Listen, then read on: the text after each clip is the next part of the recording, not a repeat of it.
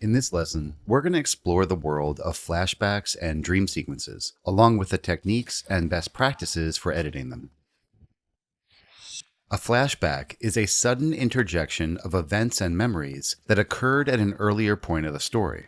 Sometimes, the flashbacks bring the viewer to an earlier event that happened in the film. Other times, they take the viewer all the way back to events that occurred before the time frame of the film even began, such as a character's childhood memory or a traumatic event. So, what events will commonly trigger flashbacks in film? Sometimes it's as simple as a character telling a story, which teleports the audience and/or another character who's listening back in time to experience the events being described. Other times, it might be something a character sees, hears, smells, or touches. For example, maybe a character hears a familiar song and remembers their high school prom. Or perhaps they see a dog and remember their childhood pet. And occasionally, a character passing out, getting injured, or falling asleep will trigger a past memory in the form of a flashback or dream sequence. In the film we're editing, we have a scene just like this, where Alex slips in the shower and hits his head, which flashes him and us back to a childhood memory. Now that we understand some of the common triggers for flashbacks, let's take a look at two distinct styles and see why each works. First, we have a very simply edited version. This flashback is from a film called Wild at Heart, released in 1990, starring Nicolas Cage and Laura Dern. I'll go ahead and play a 1-minute section of the scene, then I'm going to walk back through and point out some of the key techniques being used. Have a look. My cousin Dale was always fighting bad ideas. See, Dale loved Christmas. We used to call him Jingle Dale. He wanted Christmas to last all year long. He sure would scream out when his mama told him it was summertime and Christmas was 6 months off. And also, he would say that he felt those men with black rubber gloves was following him around. Dale said that trust and the spirit of Christmas was destroyed by ideas being controlled by aliens wearing black gloves. These aliens would get Dale to do all kinds of things. Then he'd carry on about the weather. Talk about how rain falls controlled by aliens living on Earth. Aunt Rudy told Dale that one day he would realize that the alien wearing the black gloves was him, and him alone. Well, it sounds like old Dell's more than just a little bit confused, Peanut. Now, above all else, the most important rule of flashback editing is to make sure that the flashbacks aren't confusing. So, there are 3 reasons why this very plain style flashback still works. First, the dissolves cue the viewer. While not particularly complex, this is a well-cut and effective flashback scene because the dissolves clearly show when the time period shifts from present to past. And the second reason is that this flashback sequence clearly shows 2 different groups of characters and relies on the narrated story to lead us through the change in the visuals. And finally, we have the editorial time period. This particular scene can get away without the stylization commonly seen in some movie flashbacks because the film was made in 1990. Editorial styles and trends change, just like everything else, and what was perfectly acceptable a decade or 2 ago now seems outdated or boring. But we forgive these differences because we understand that films, just like fashion and home decor, are products of the time period in which they are created. Now, let's take a look at a much more stylized version of a flashback. This clip is from The Bourne Identity, released in 2002 and starring Matt Damon as Jason Bourne. I'll go ahead and play it for you now. Now I want to know what happened in Marseille. I don't remember what happened in Marseille. Bullshit! This is unacceptable, soldier. You hear me? You failed. Unacceptable? You failed! You failed and you're gonna tell me why. I can't tell you. I don't remember. You brought John McCain to life. Thing. You put together a meeting with Wambosi. You found the security company. You broke into the office. For Christ's sake, you're the one who picked the yacht as a goddamn strike point.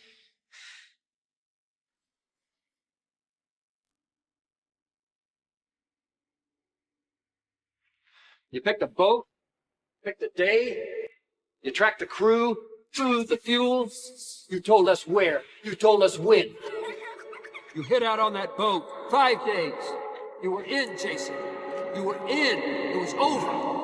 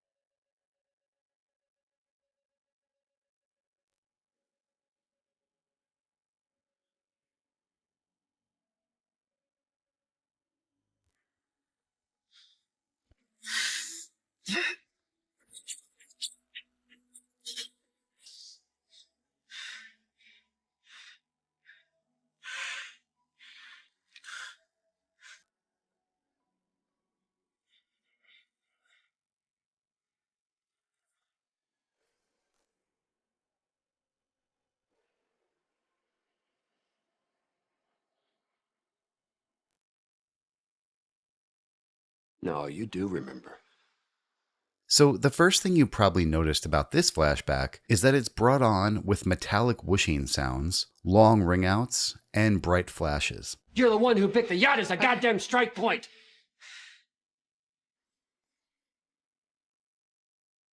Music with a dreamlike quality plays, and we'll see the use of camera whips along with more whooshes all taking place inside of a reverberating audio environment. You picked a boat, picked a day, you tracked the crew through the fuel. You told us where. You told us when.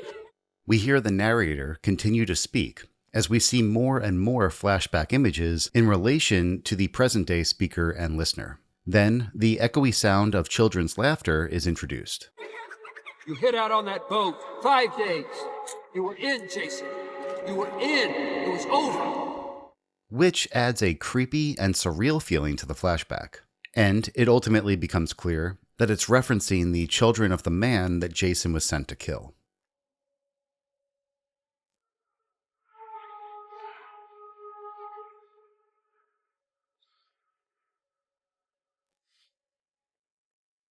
Now, thoroughly inside the flashback from Jason's memory, we see occasional white bursts, quick shots, and camera flash sound effects.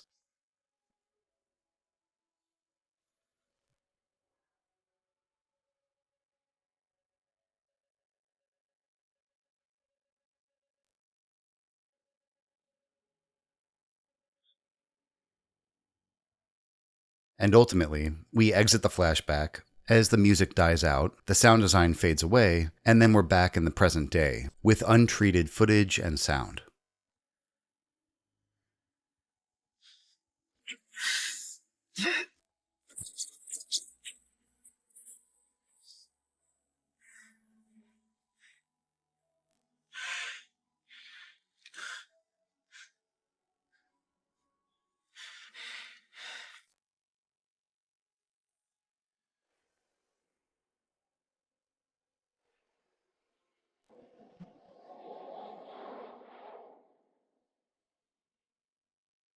No, you do remember.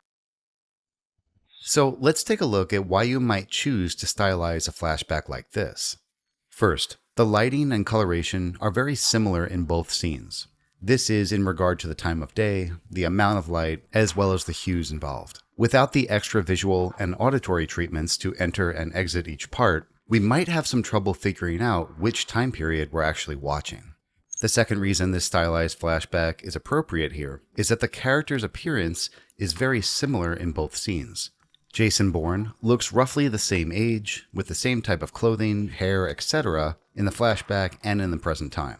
And the last reason why you'd want to employ these techniques to a flashback is if your character's actions aren't much different from what we've seen them do many times before. Bourne trying to kill people has already happened plenty of times throughout this film. So when we see him attempt to do it again, we need some extra cues just to know that this instance is somehow different, i.e. it's a memory.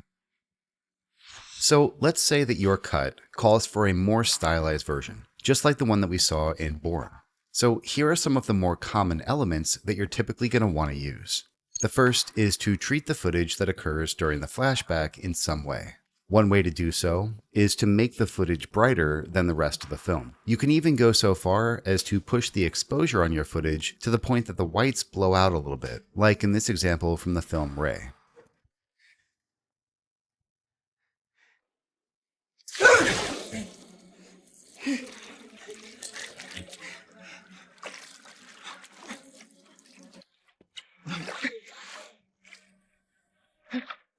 Or you might crush the blacks and desaturate the footage a bit, like in this example from the film Gladiator.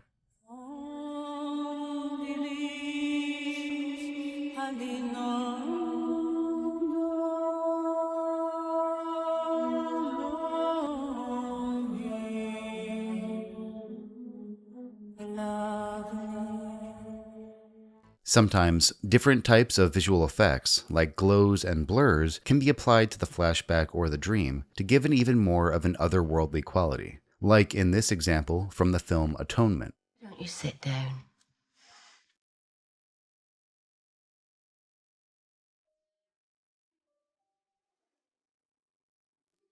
It's so hot in here. Take off your boots.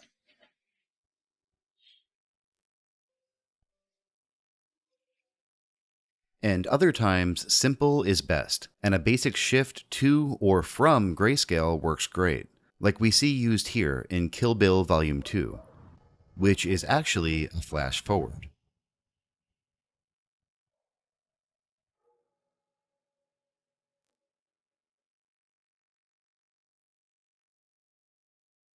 And of course, no matter what visual effects you use, getting into and out of these flashbacks can be aided with the use of a flash to white. It was dark times, Harry, dark times. Or an overexposed glow. That is where I'm from, Jim. Now, aside from the visuals, the second way to cue the viewer that a flashback is occurring is, of course, by using sound. But how exactly is that accomplished? Let's check it out. Sound effects and sound design elements are a great way to immediately and clearly let the viewer know that something from another time is happening on the screen. Sounds like whooshes, camera flashes, and suckbacks, or maybe all three combined. They can all be used to initiate a flashback sequence and take the viewer through the various images that are shown on the screen. Whoa, what are you doing? At the start of this flashback from the 2009 film Star Trek, you can hear a lot of these sound devices at work. A star will explode and threaten to destroy the galaxy. You can hear that a rising suckback into a whoosh and a visual flash are all being used to transition us into the memory. And then near the end of the flashback, you'll hear a similar suckback, whoosh, and flash to bring us back out of the memory. Because I failed. You may have also heard something else going on in here. See? That is where I'm from, Jim. And that is the use of echo and reverb. I promised the Romulans that I would save their planet. Echo and reverb are very effective when applied to stylized flashbacks and memory sequences to indicate the alternate time or state that we're supposed to be experiencing, such as in our earlier clip from Ray.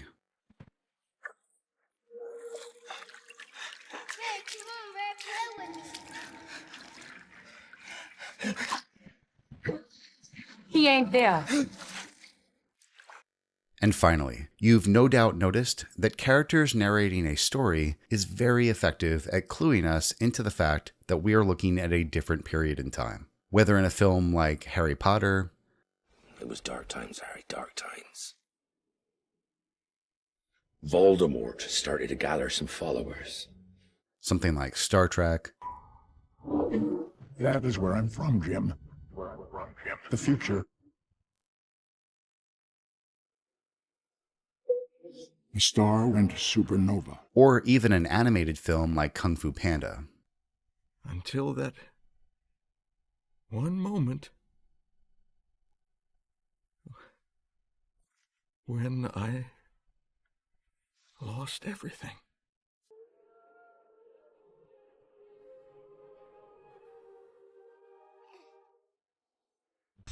Remember, the audio and visual stylization that you use in your flashbacks and dream sequences should be consistent with your film's overall look and palette. Otherwise, these sections are going to feel overdone and out of place.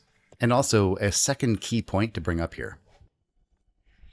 If the flashbacks are really substantial in length, say 5 minutes, 30 minutes, or even longer, and they're part of the structural layout of the film, you may not want to use any stylization at all, as flashy sound and visual effects will overstay their welcome very quickly. Whether you choose to edit flashbacks and dream sequences simply and cleanly, or with a bit more style, they're an incredibly useful and flexible editorial device that can greatly aid our ability to manipulate a story in any number of ways. Coming up in the next lesson, we're going to look at how to interweave storylines as we apply a bit of cross-cutting between past and present in our film. Alright, I'll see you in a bit.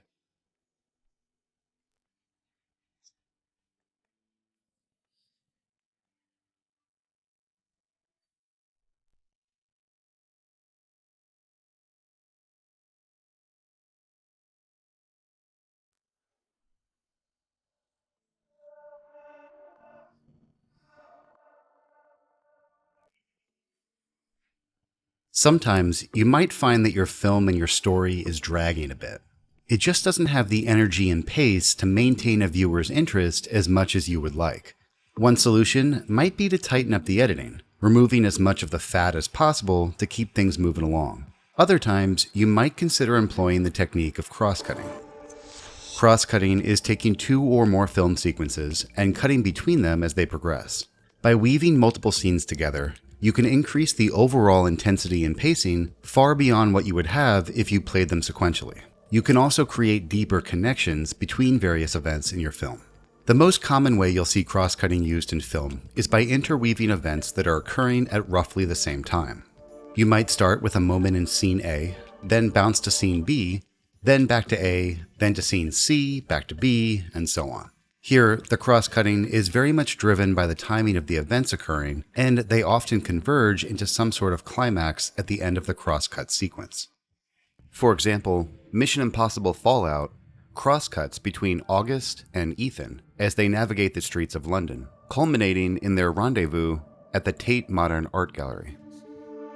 Less commonly, you might see cross-cutting used to juxtapose scenes at different times, usually for the purpose of creating additional meaning and drawing connections in the story. This is actually going to be the type of cross-cutting that we're going to employ with our film here, as we combine the 2 scenes that we just cut.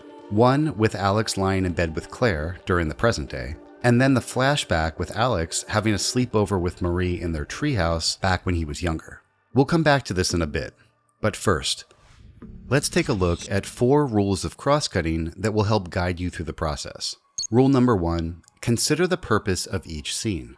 How does each scene relate to the next? How are they progressing each time you bounce back and forth? For example, let's say you have a bomb timer counting down. Pretty classic device.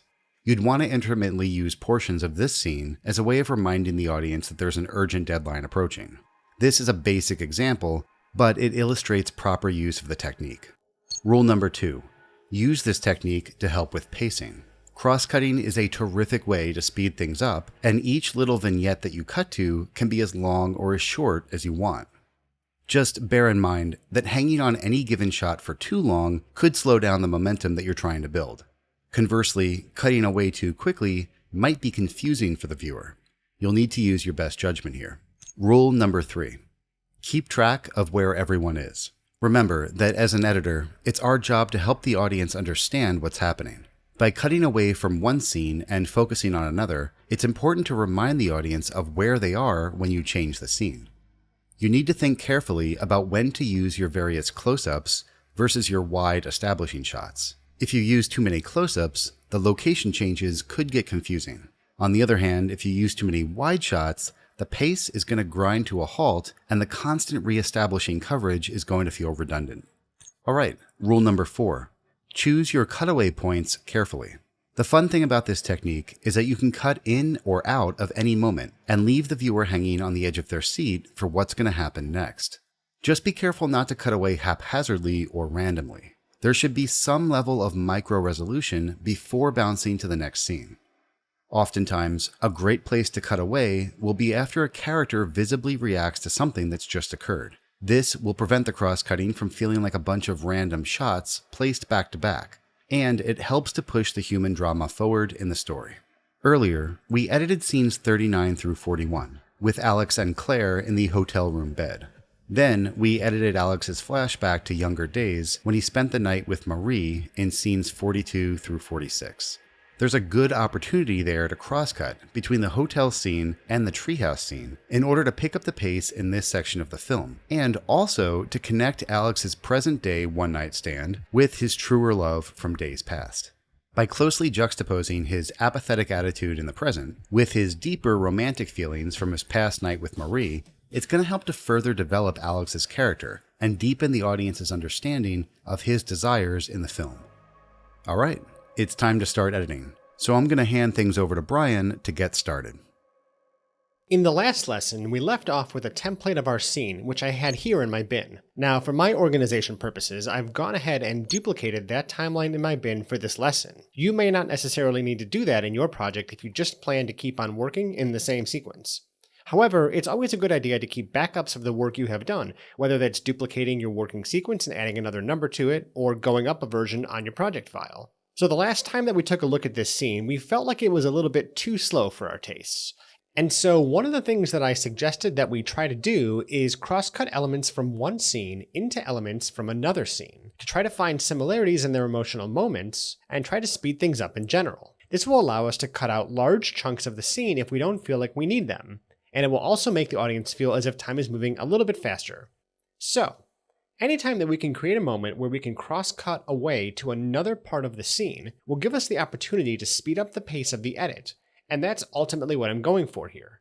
So I'm going to go through it, and I'm going to try to figure out where I can actually divide things up and intercut portions of this scene right here with portions of this scene right here. Now, to make this a little bit easier for you to see, I've gone ahead and color-coded my scenes. So all the hotel room here is going to be this deep purple color. All of the treehouse scene will be this kind of bright green color, and the nighttime conversation will be this dark pink color. So let's go ahead and try to figure out where this cross-cutting could actually occur. So I'm going to start to break up the scenes in ways I think they should be broken up, and I'll leave some gaps in between them. Was it everything you ever dreamed? You know, I think I did doze off there for a second. Please.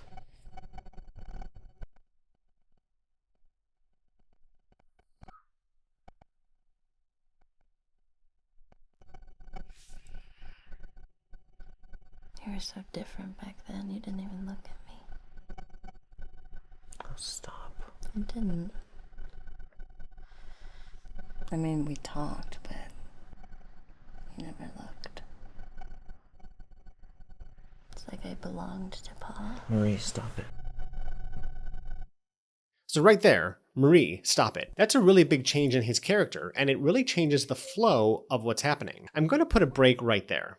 Now, the next thing that I'm thinking about in this scene right here is right before she throws this remote control at him. Claire, don't be dumb. Fuck you! I'm not dumb! Don't call me dumb! There's a really nice way to come back into this moment with her shouting at Alex. So let me just push this out of the way here. I have these little gaps. I'm thinking about filling these gaps with other parts of other scenes. But here's something that has always bothered me about the edit that I want to try to fix in cross-cutting things together. So at the beginning of this scene, we see Alex and Marie go into the treehouse. They're kind of playful, they're having a good time, and then he goes to try and kiss her. And she says, no, I don't want to do that. And he kind of walks away, sulks away, hangs out, and is really sad on the porch. But then we cut back to them and they're having like a great time in the treehouse hanging out. Now, you could interpret this as that they're just really good friends, and this is something that didn't work out, and he's totally cool with it, and that's totally fine. But we know that's not the case, because here in this moment, he's really thinking about Marie. And so I'm wondering what happens if I were to play this scene first. So what I'm thinking of doing is taking this scene here and moving it before they go to the treehouse, and maybe even skipping all this walking up towards the treehouse, because there's a lot of dead space here. Them walking towards the treehouse doesn't tell us anything new, and we might be able to establish the treehouse in just this one single wide shot without actually seeing them in frame. This camera move here is nice and it's very pretty, but we also don't learn anything here that we wouldn't have learned otherwise by just being in the scene itself. So if we were to actually just take this scene here, them hanging out at night, and move it right over here, then when he says, "It's like I belonged to Pa." Marie, stop it. We're going to go to a happy moment of Alex and Marie hanging out. Comfortable. And it's sort of like pillow talk here, pillow talk here. So we kind of do something that sort of echoes what's going on with his mind right back here. So we go right away to a scene of Claire and Alex doing some pillow talk, to Alex and Marie doing pillow talk. And it's a totally different vibe. This is the past, and this is the present. Now, the next thing we're going to want to do before we come back to the hotel... What? Before we come to this sort of shocking moment where she realizes this is terrible, the guy that I really like is not into me, is we want to show some of that treehouse scene. I think we want to show Alex being denied the way that Claire feels denied. So, if we were to go ahead and just take all of the treehouse here and take it all the way up to him going up to Marie.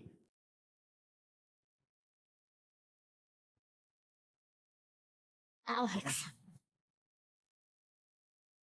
But don't actually show this moment. Like he's about to give her a kiss and we already know she's going to deny him, we can sort of see it. We can cut all of that and put it right over here. So we would take it from the hotel room, where he calls out Marie's name, to young Alex and Marie hanging out. Then we would show just the treehouse, but we would skip all the walking up to it. Let's go ahead and do that now. I'm going to remove this shot here, and we're going to skip all the walking up to the treehouse because we're going to say that they're already at the treehouse by showing them at night. So let's skip all the way right over here, and we'll just use the tail end of this shot once the camera settles. So we'll cut all of this stuff right here and just remove it. I'm going to expand more of the tail end of this shot here, just to where the treehouse is sitting right up there. And we'll cut these two together. So we'd go from the nighttime, them hanging out. It's invisible. And if we just remove some of the audio here, this would make us a lot better. If we can drag in some of the audio from the previous shot.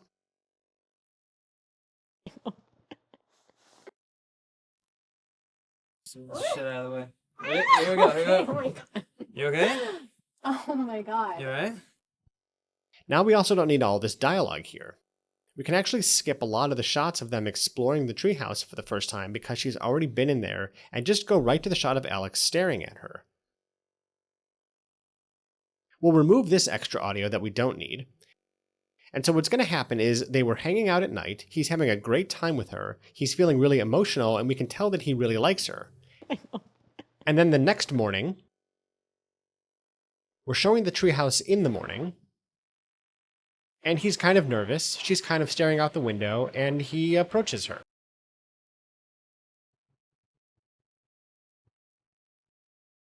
Alex. And then she denies him. So right here we come back to Claire. What? What? You said Marie. No, I didn't. Yes, you did. You just called me that. You said Marie. That's absurd. I did not. Now you're just gonna go. Claire, don't be dumb. Now, there's some really interesting things happening. So what we're doing is we're really compressing the time that it takes to go through these scenes. Just remember to close these gaps here. Now we'll look at the cadence of the way things are cutting together. There's a much faster flow of events occurring here. So we have a lot more faster edits here, a lot more faster edits here, and then things kind of stay at the same pace. So the pacing of the cuts, it seems relatively even across all this time. I'm going to go back to my previous edit of the scene, And you can see from a high level perspective that the pacing of the cuts is totally off. So there's a lot of faster cuts here and a very long shot, and then several long shots before some faster cuts. Another long shot, some longer shots, fewer cuts. So the pacing just generally feels not super great in our original edit of the scene. But if I were going to go to my cross-cutting sequence, just at the beginning here, things feel a lot more even in terms of the pacing of the cuts that we're making. This is one of the reasons why cross-cutting can be a really powerful tool in your arsenal. So let's keep going through our sequence here and putting things back to back that make sense. At the end of this segment right here... That's absurd. I did not. No, you're just gonna go. Claire, don't be dumb. So Alex had just denied Claire by calling her Marie, and Claire also is sort of denying Alex by leaving him in the middle of this empty hotel room. I'm just not ready.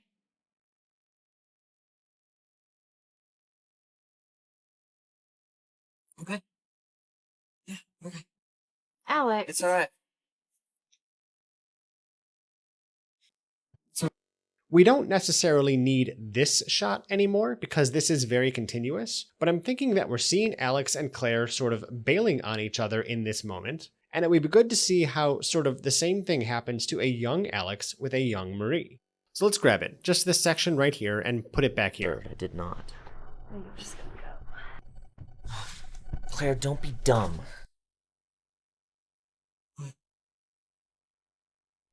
I'm just not ready.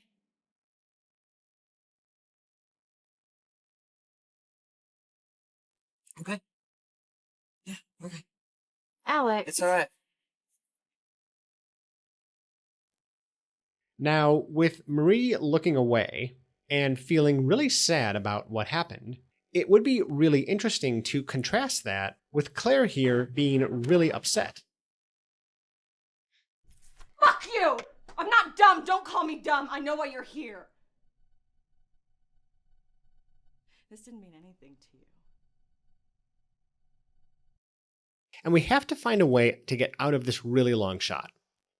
So, just to remind you what happens here, as I skim through it, she kind of shouts at him, she goes out the door and he lays down in bed, then he realizes that she has his keys, so he chases her out in the hallway, out into the parking lot, and sees her drive off, leaving him behind to not get back into the hotel and have to sleep in this pink car. Now, a lot of this is, in my opinion, some wasted time because nothing is really happening here.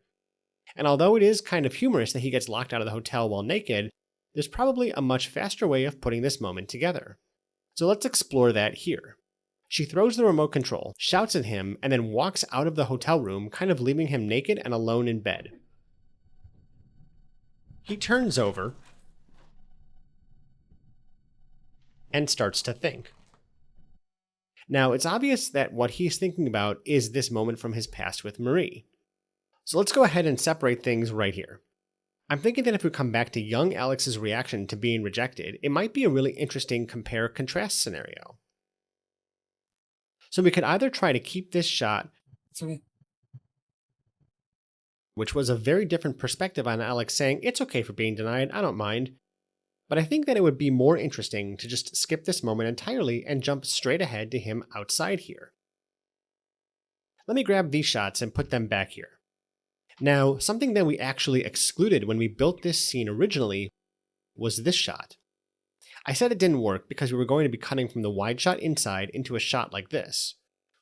And so instead, why don't we explore beginning with this shot here? Hey, Jesse. I can see you through these trees. Yeah. And action.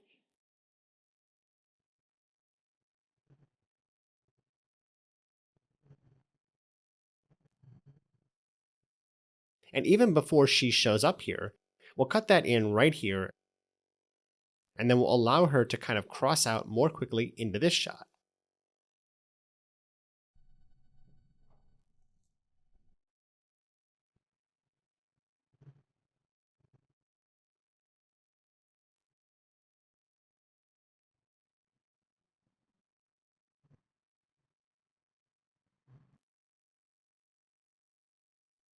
Now he's kind of staring off and pondering, and she's sort of doing the same thing. And that's what we're going to have here in this moment as he's staring off. I don't know that the single line of dialogue right here adds a ton of value to this moment, and I do feel like it drags the pacing down. Let's go ahead and just get rid of all this and see how it plays when we come back to this shot of Alex.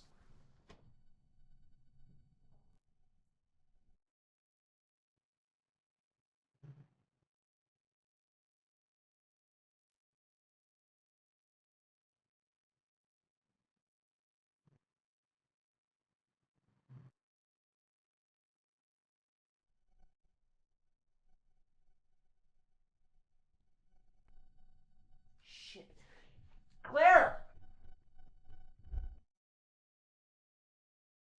Now, one thing I want to be conscientious of here is as we cut back to this shot here, it's unfortunately kind of humorous in that because we're going from this shot of them sitting outside, it's beautiful, to this shot of essentially a naked person laying in a bed.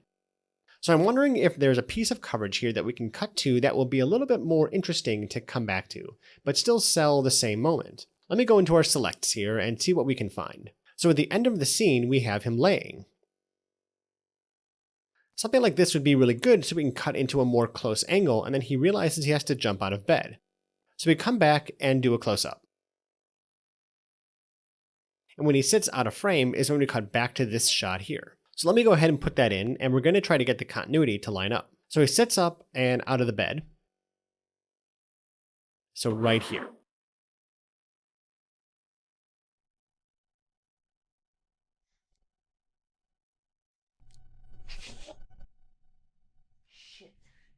Claire!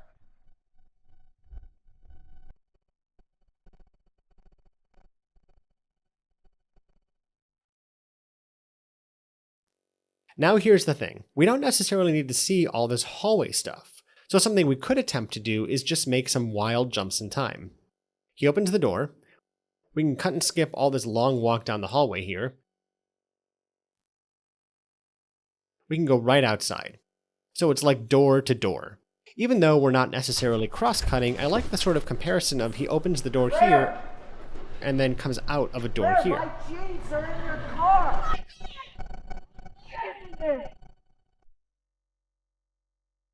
And we can try cutting away here as well, maybe to right here.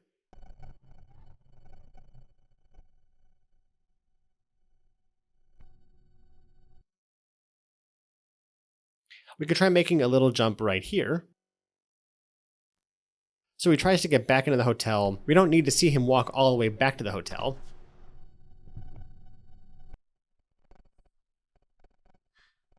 Oh no.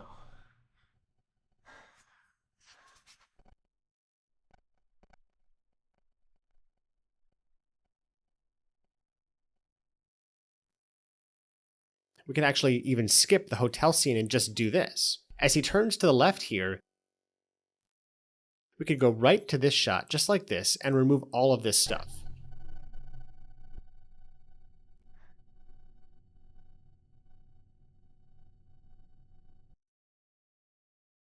And so we get that idea across that she drove off and left him this car. I'm just going to go ahead and close the gap up to the next scene here.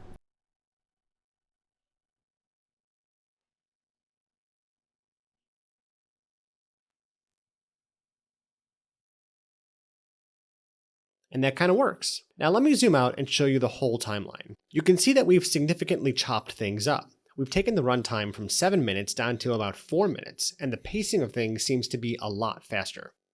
There's a couple of areas we need to focus on before we move on to the next step. So the first is I want to make sure that we're getting just the right lines of dialogue from this nighttime scene. We didn't do a ton of exploration when we first put this together, but now that it's actually cut in between two other scenes, we have to find just the right moments. The other thing is we have to be more conscientious of our sound design. So even though this is just temping things together, we should try to add some cross dissolves between some of these shots to get the audio sounding a little bit better. So I'm going to go ahead and add my cross dissolves now. Now, with a little bit more mixing put together, our scenes feel a little bit more connected. And all I'm really doing here is overlapping a little bit of the audio from the previous scene, letting it fade out, and then overlapping a little bit of the audio from the next scene and letting it fade in. And then between each shot, just to make sure that we're not hearing any sort of hard pops as we jump from shot to shot, I'm just putting a cross dissolve to make sure that the flow of the audio sounds nice. This is not a perfect mix by any means, but it gets the job done temporarily while we're working on the scenes. It makes them a little bit easier to watch for a viewer. So here's how some of that actually plays out now.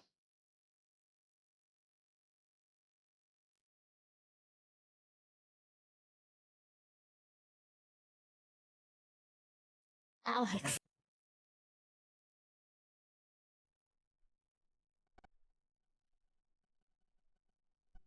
What? What?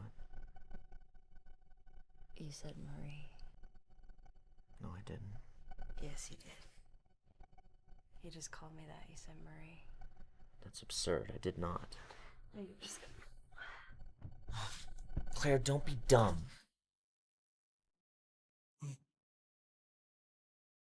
I'm just not ready.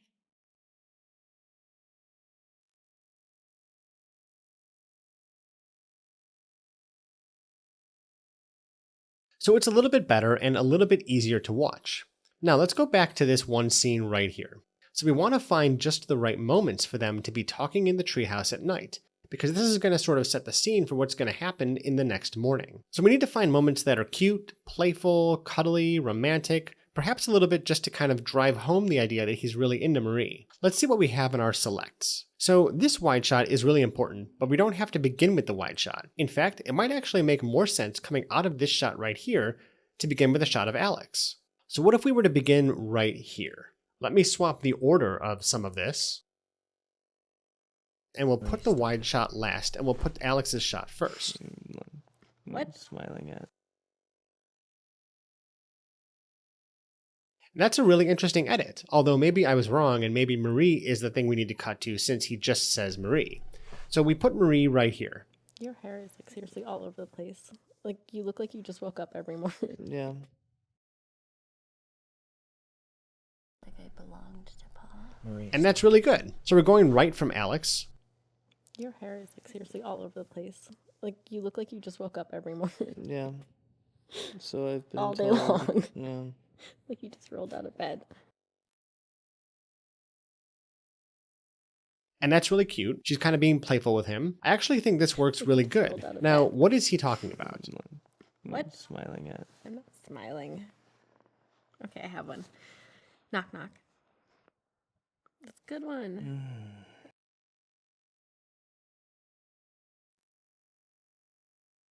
And we can probably end right here. So we know she's going to tell a cute knock-knock joke and just get out of it right here. Now what about this wide shot here? I think we should definitely show it so we can establish where they are and what they're doing. Comfortable. Yeah. Mm-hmm. Good job. Thank you. It's what I did.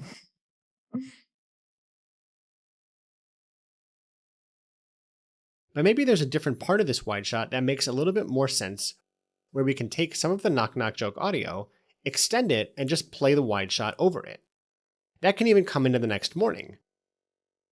Let this run just a little bit longer, and bring some of this audio down here so we can overlap it, and then kind of fade it out.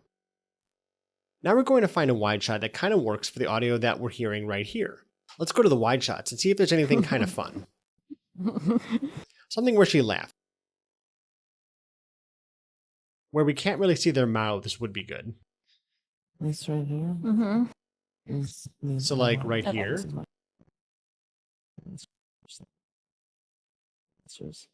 Got it. You can cross over. Okay. I can cross over there. You can cross over. Like her nodding might work. Now let's just try cutting this one part right here and see what happens. There. Treehouse. Treehouse who? Treehouses are cool.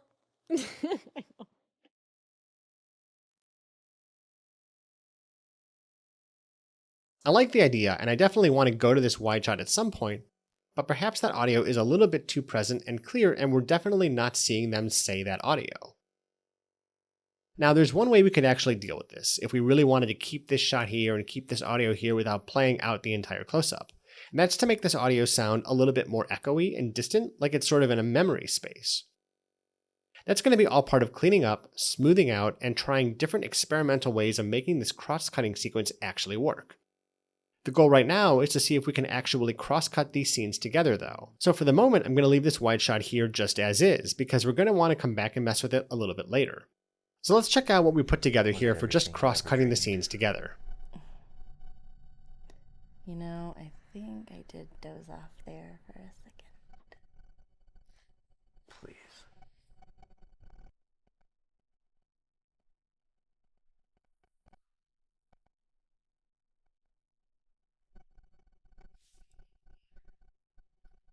You were so different back then, you didn't even look at me. Oh, stop. I didn't. I mean, we talked, but you never looked. It's like I belonged to Pa. Marie, stop it. Your hair is like seriously all over the place. Like you look like you just woke up every morning. Yeah. So I've been all day told. long. Yeah. Like you just rolled out of bed. What? I'm smiling at. I'm not smiling. Okay, I have one. Knock knock. That's a good one. Stop. Who's there? Treehouse. Treehouse who? Treehouses are cool.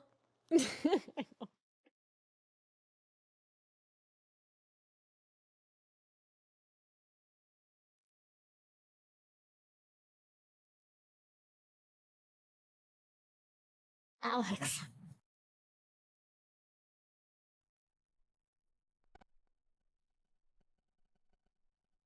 What? What? You said Marie. No, I didn't. Yes, you did. You just called me that. You said Marie. That's absurd. I did not. Oh, you're just... Claire, don't be dumb.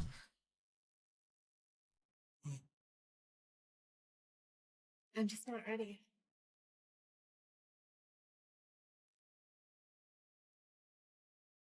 Okay. Yeah, okay. Alex. It's alright.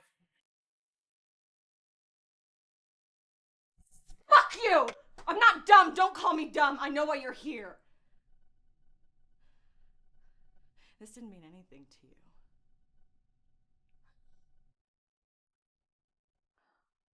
You're a piece of work.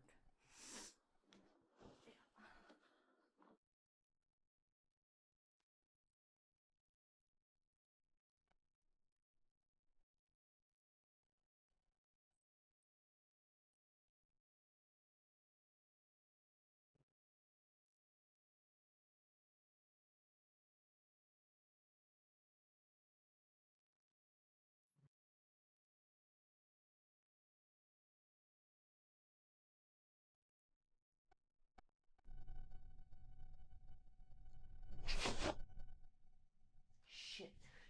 Claire! Claire! Claire, my jeans are in the car! My bag is in there!